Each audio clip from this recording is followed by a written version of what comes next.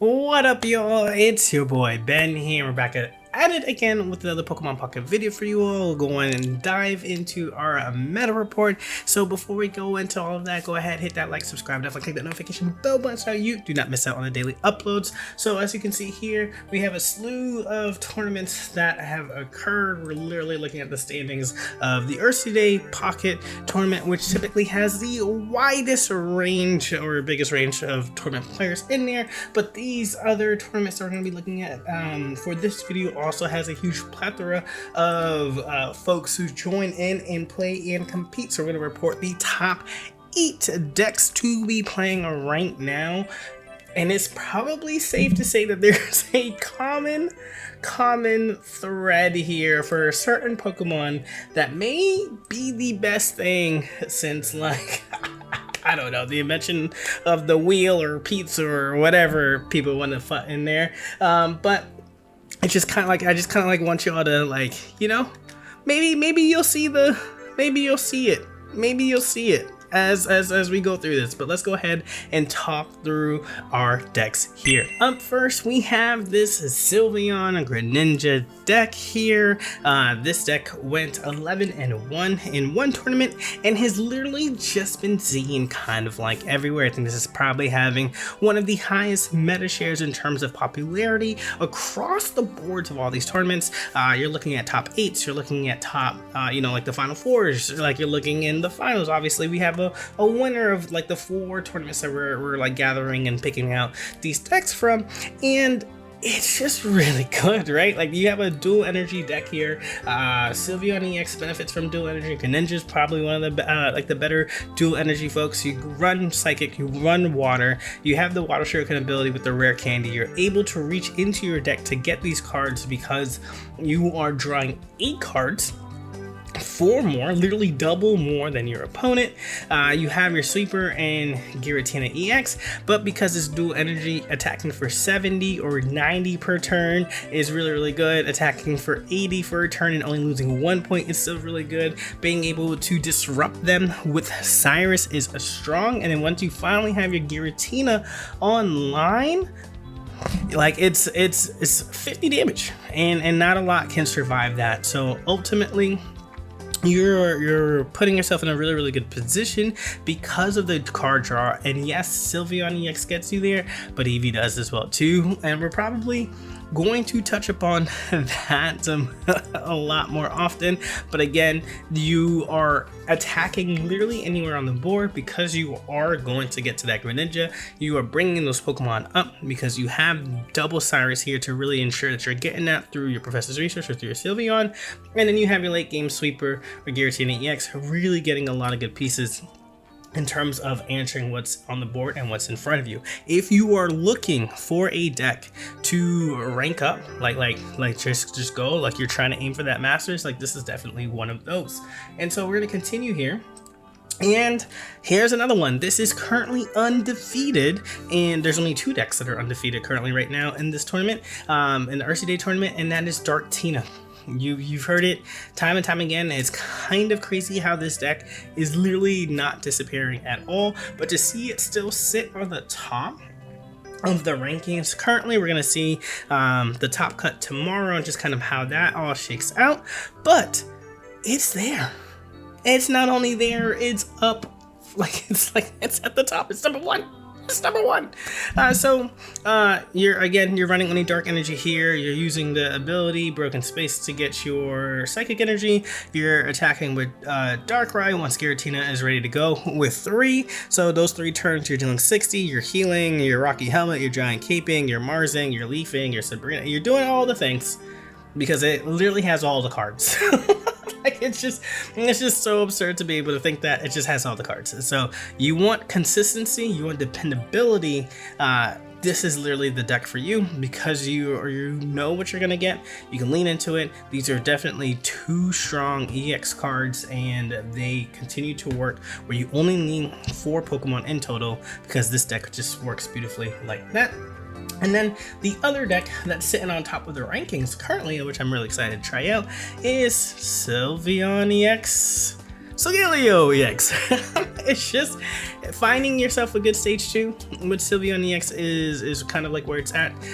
This Solgaleo EX is also wonderful in the fact that Rising Road is great, so you can have your Cosmog still be in the back here, still power it up. You're running Steel Energy only for this deck because you want to make sure that Solgaleo EX can get online as quick as it can, and there is tech for Oricorio, which is really cool to see, because sometimes you're kind of like, what is going to be my answer? And in a deck like this where your basics literally don't attack at all, you kind of need that, right? So Eevee again used to draw, Sylveon EX used again to draw, really making sure that you can consistently hit not only your Magearna but your rare candies and your Solgaleo whenever you need it. Having your Lily here is helpful to just regenerate that health, but I think what's really cool here is leftovers, and it's really funny to see it being played here. I think I've only seen it really like Snorlax EX because like it just heals after every single turn, but Solgaleo EX is great, is actually probably the perfect one for this.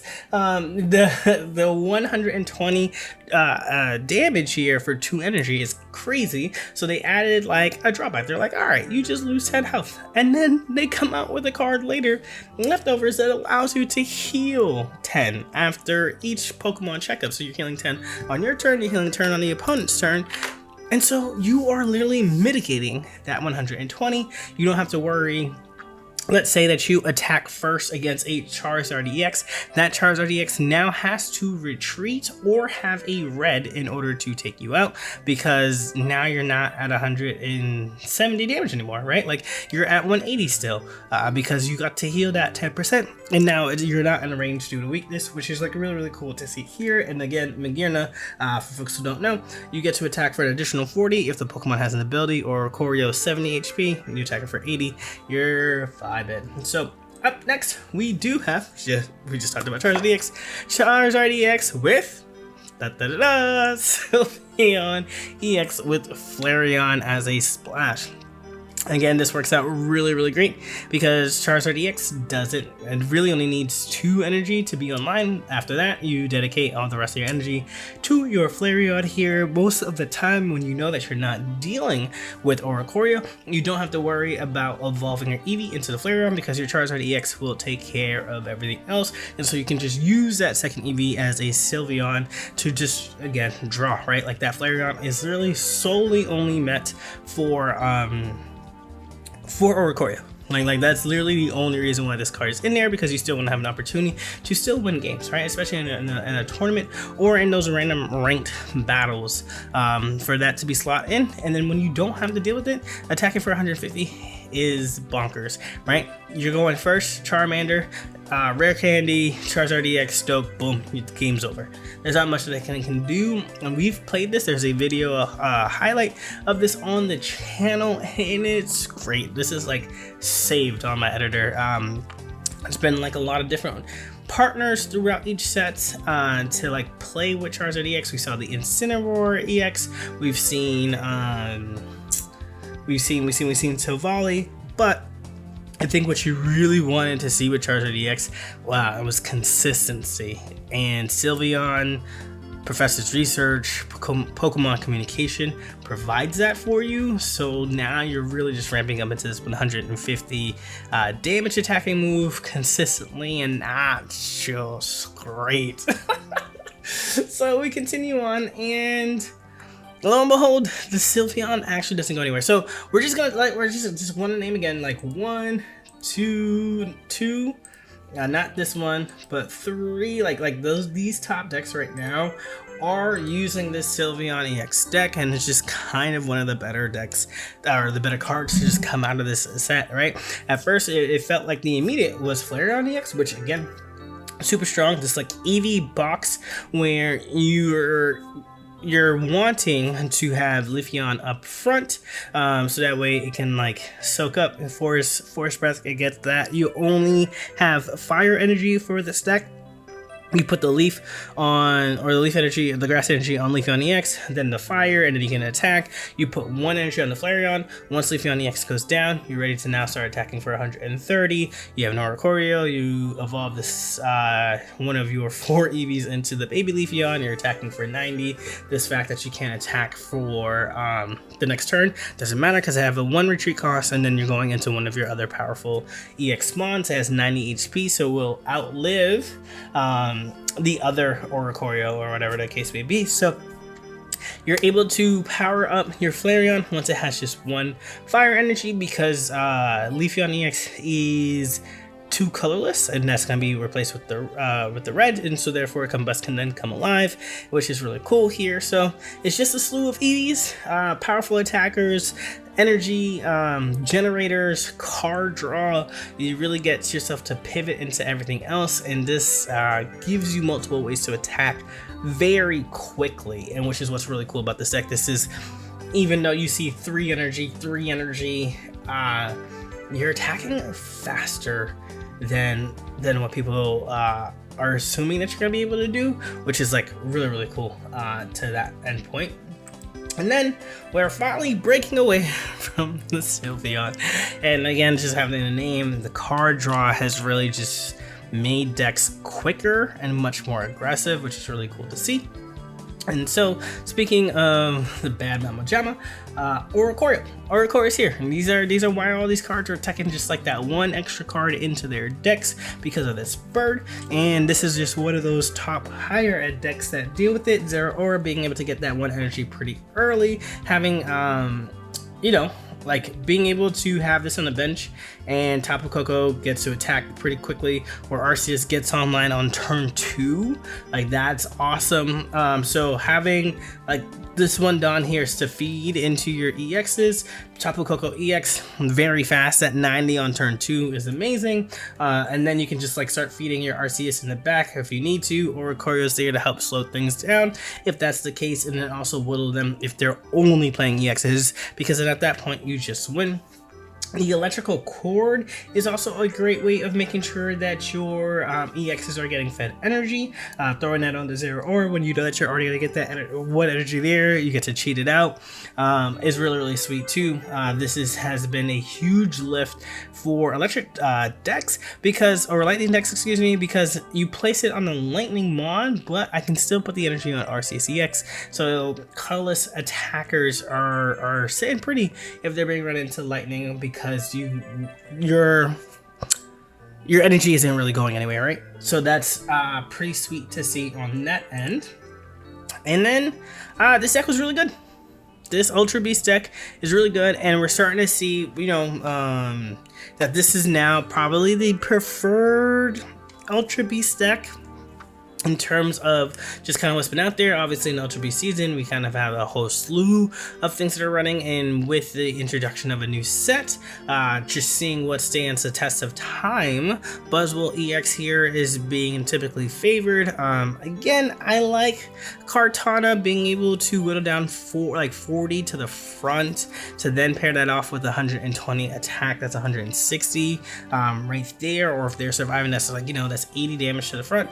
And Pheromosa is also really good cleanup to set yourself up with Cyrus. So I kind of like the 1-in-1, but I can see why this opponent plays 2, and so I think it really is just a flavor choice here. But the core of it all is 2 Buzzwole EXs, 2 Steelers, being able to use that Ultra Thrusters to get around that big beat drawback of not being able to use it that following turn, because your other Ultra Beast only require 1 energy to retreat, so you're not worried about that. They get that, then you get to attack again, which is awesome. Or if you have 2 Steelers, you just kind of like a go back on foot. So that's pretty awesome from there, and then you're just kind of staying alive, right? Lusamine, having a Lusamine on hand means that your energy, if Pheromosa gets knocked out, gets to be brought to Buzzwole EX, and then it only needs 1 as long as you have 1 attached to it, which is really cool. The Erika's sustain, the Leaf Capes extending 30 is so good for them as well too. So really like that here. And then our final deck is the Sivali Zeraora or Oricorio deck, again using Dawn here to supersede, to like just early tempo.